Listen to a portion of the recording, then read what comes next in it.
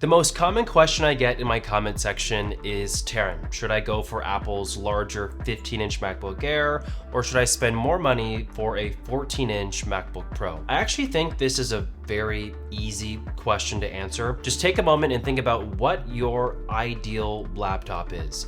I'll give you a few seconds. There's no rush. Just keep thinking about this and really hone in on what that means to you. If your ideal MacBook is something that is easy to take around, it's affordable, and you just need something that's going to get the job done, the 15-inch MacBook Air is a no-brainer. But if you're someone who thought about wanting a computer that was high performance and you thought about the little technical details that further enhance your total computer experience, well, no-brainer, the MacBook Pro is the computer to buy for you. Far often we complicate this decision and we enter into like a gridlock of deciding what computer is best for us. I want to make this much easier for all of us to think about. So as you watch through this video and through this comparison, keep this one sentence in mind. MacBook Airs are less technically impressive than MacBook Pros, while what's impressive to you might be totally unnecessary for me. The display of both of these computers hits the nail on that sentence right on its head. You get a larger 15.3-inch Liquid Retina display in the MacBook Air, or you get a smaller yet brighter and more beautiful 14.2-inch mini LED Liquid Retina XDR display that supports high refresh rates up to 120 Hz. Do you care for the largest display possible that fits the most information on the screen at once, or do you care more about the little things that make the MacBook Pro display more technically impressive, such as its ProMotion display for the smoothest navigation across apps, or for the deepest blacks and best contrast and colors when you're consuming content? This is not to say that the MacBook Air display sucks. It's actually quite good.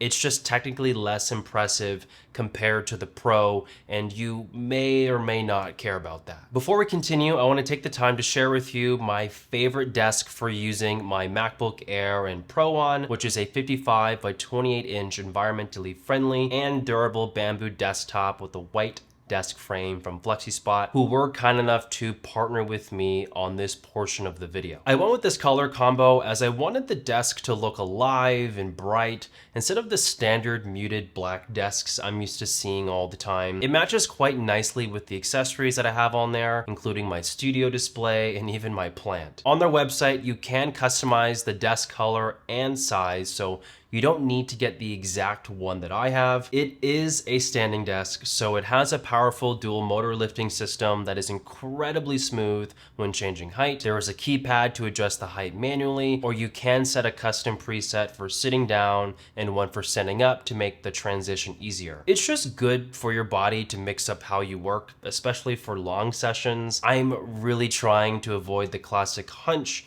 and like the back pain that you typically get from sitting at a desk all day. Below the desk is also how I managed all of my cables. FlexiSpot has an excellent cable management tray accessories to ensure it looks clean across the board below my desk. If you guys are interested in a standing desk from FlexiSpot, be sure to click the link down below to purchase one today. Thank you so much, FlexiSpot, for partnering with me on this video. Okay, so what about other design differences between these computers? For starters, the speaker systems are different. Both laptops have a 6-speaker sound system with force-canceling woofers that support spatial audio when playing music or video with Dolby Atmos. The difference is the MacBook Pro has what Apple calls high fidelity speakers, which essentially means that they're louder, have a stronger bass presence, and they just sound better, in my opinion. You can take a listen here.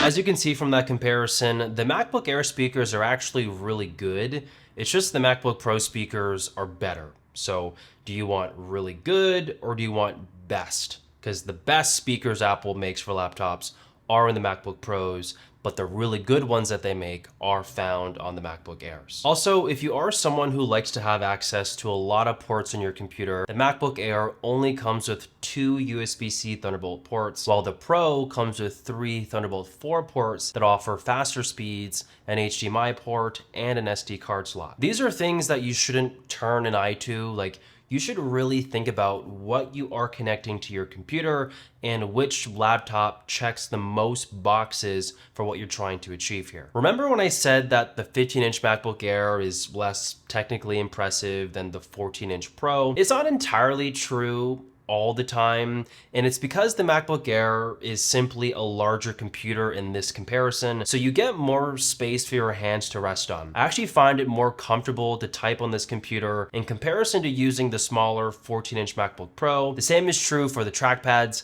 They are vastly different in size. I find when I go from the 15-inch model to the 14-inch, I do feel a little more crammed. So for less money out of pocket, I feel you do get a more comfortable computer if you choose a MacBook Air. But let me clarify something. That does not mean that the MacBook Pro is an uncomfortable computer. It's actually far from it. It's a really great computer on its own. I just think that the 15-inch MacBook Air has an edge in this department for comfort because it's just a larger computer overall. This is a webcam comparison between the 15-inch MacBook Air and the 14-inch MacBook Pro. You may not be able to see a lot of video quality difference, and that's really because they're both using the exact same FaceTime 1080p camera, so there shouldn't be too much of a difference here. But the main difference, I would say, is in the microphone quality. The MacBook Pro, which is what you're hearing right now, does have a better microphones built in comparison to the MacBook Air. They're not quite as good according to Apple's website, but maybe they actually sound the exact same, who knows. I'll let you guys sort of be the judge of that audio comparison. Okay, now let's talk about performance. I'm going to be taking a different direction in this video that you may not have seen before on this topic of Mac performance on YouTube. This video will not dive into any specific workflows or speed comparisons or testings because I actually don't think it's necessary for me to really dive deep into that to help you understand what computer to buy. I actually think it's going to confuse you even more and have you get too granular about your decisions on a MacBook Pro or MacBook Air. So the first truth that we all just need to accept is that the MacBook Air with the M2 chip is a very capable computer on its own. You can video edit, photo edit, easily browse the web, and so much more, especially if you purchase upgrades in the RAM or the storage department. What starts to change with MacBook Pros is that it becomes even more capable than the Air, being able to do those same tasks at much faster speeds with less lag, and sometimes even able to do things you simply cannot do at all on a MacBook Air given the constraints of the M2 chip. It lacks some GPU power and RAM capabilities in comparison to the M2 Pro and the M2 Max chips that you would get in a MacBook Pro model. The MacBook Pros also have a fan, and that's a big deal. So if you know you're going to be doing workloads that are intense and need to be sustained over long periods of time, the MacBook Air actually might be a little frustrating to work with, as it will slow down due to the fact that there are no fans to continuously cool the computer during long, heavy workload sessions. So it really comes down to a couple of things, such as how much time do you want to save working on your tasks? Is that time savings actually worth the money to you? And are there things that you want to do on your computer that you simply cannot do on a MacBook Air? For that last question, if you know the answer is yes, you probably aren't even watching this video, as you already would have gone and correctly purchased a MacBook Pro. Another piece of advice for you when it comes to deciding on which computer you should buy in terms of performance, I always just tell people to buy the best computer possible that does not go over their budget. If that happens to be a MacBook Air with upgraded RAM and storage, then get that. Even if you're just $300 shy of buying a MacBook Pro, not going over budget actually matters a lot, especially in this economy that we're in. And with how technology is priced, you're always going to be $200 or $300 shy of the better thing. So Just be smart about this and be smart with your money and just buy the one that's within your budget. By the same token, if you can afford to buy a MacBook Pro, buy that. Even if you might not even need all that power and maybe the MacBook Air might have already been sufficient. In my opinion, if you're a creator, a student in business, a teacher, like literally whatever title you take on in the workforce, your needs grow and change over time. You're naturally just going to grow as a person. So if you overspec your needs with upgrades that may not be useful today, but are more useful in the future as you grow and you can afford it and it's within your budget to do so, that is totally worth it in my books. Because you can't alter and you cannot change your Mac specs after you purchase it. I've learned that firsthand because I actually did opt to not pay for upgrades for a MacBook Pro that I bought, the M1 Pro 14-inch a couple of years ago, and I could have afforded to pay for upgrades, but I chose not to, and now I'm sort of stuck with a computer that wasn't able to grow with me, as now my needs are much larger and I demand more from my computer, but I'm stuck with 16 gigs of RAM and 512 gigs of storage when I really could have used like 2 or 4 terabytes built into the computer and closer to 32 or 64 gigs of RAM. And also to recap here, a really important point that I just need to make is that Apple makes really good computers. No matter which one you buy, one is just slower than the other, and one is not as technically sound as the other. That's it. That's all there is to it. You'll survive if you have to buy an Air, but you really want to buy a Pro but can't afford it. Your wallet will thank you for it, and I give you permission in this video to actually be smart with your money.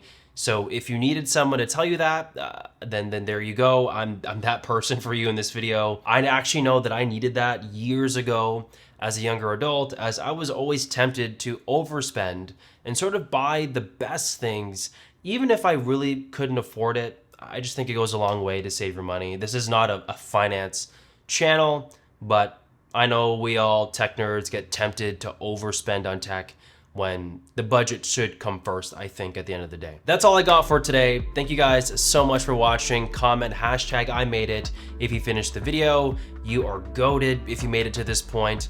Click my latest video right here, and I'll catch all of you guys in the next video. Peace.